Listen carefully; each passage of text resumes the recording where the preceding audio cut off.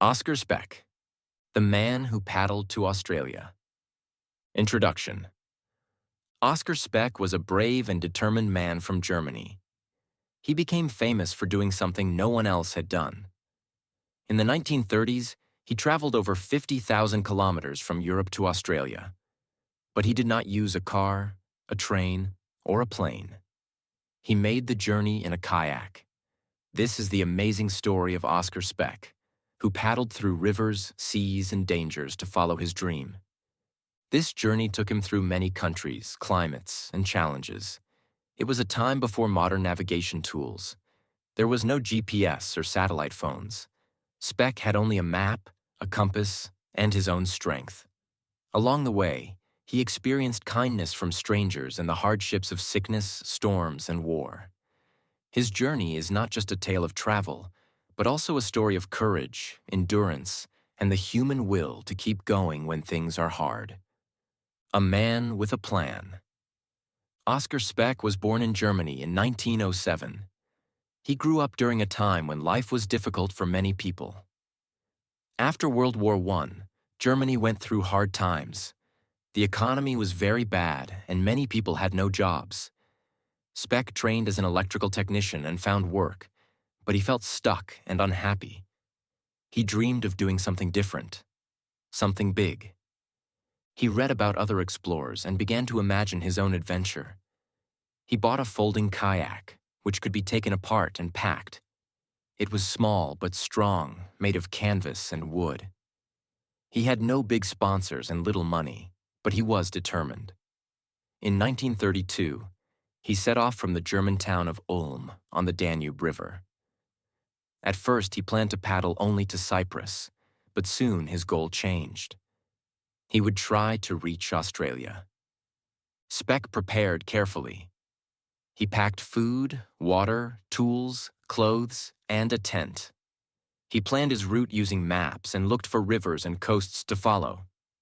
His journey would not be easy, but he was ready to take the risk. The long journey begins. Speck paddled down the Danube River through Austria, Hungary, and the Balkans. Each day, he passed through beautiful towns and wild nature. He met many kinds of people. Some were helpful and gave him food or a place to sleep. Others were surprised to see a man alone in a kayak.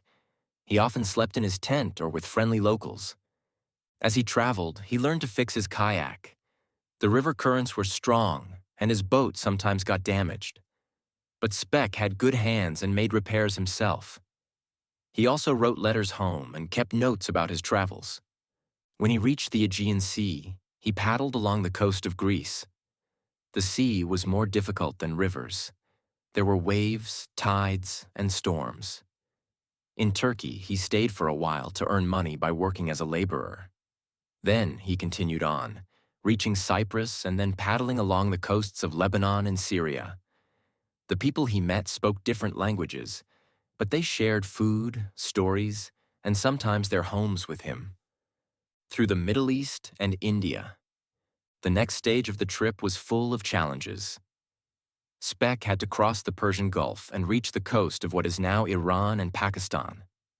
The heat was intense, and he often paddled for hours under the hot sun. He also faced illness, including fever and stomach problems. He kept going, sometimes stopping for weeks to rest and recover. In Pakistan and India, Speck received help from both locals and German communities living abroad. He used his electrical skills to earn small amounts of money. While in India, he stayed several months, exploring cities and small villages. People were curious about his boat and his story.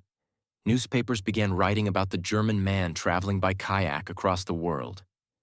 Speck also caught malaria, a serious disease carried by mosquitoes. He became very sick but was treated by local doctors and nurses.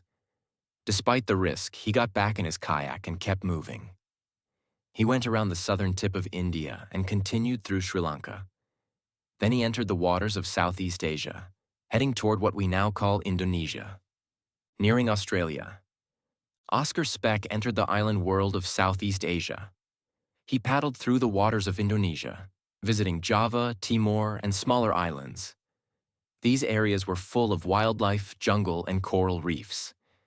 It was beautiful, but dangerous. He faced powerful storms, fast currents, and even crocodiles in the rivers. Sometimes, he had to pull his kayak over land to get around obstacles. During this time, war was spreading in Europe. In 1939, when Speck was finally close to Australia, World War II began. He paddled across the dangerous Timor Sea, filled with sharks and unpredictable weather. But he made it. After 7 years on the water, he arrived in northern Australia, near the town of Saibai Island. He had hoped to be welcomed as an adventurer. But because he was German and the world was at war, Australian soldiers arrested him. They thought he might be a spy. He was sent to a camp and held there for 6 years until the war ended. It was a sad ending to an incredible journey, but he had made history. After the journey. When the war ended, Speck was released. He decided to stay in Australia. He built a life there, working with his hands and keeping mostly to himself. He did not return to Germany. For many years, his story was not well known. Later, people began to rediscover his journey. Kayakers and explorers were amazed by what he had done. They studied his route and tried to follow parts of it.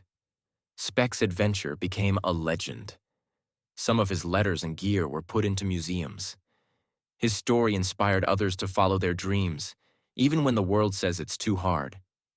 Speck lived a quiet life after his adventure.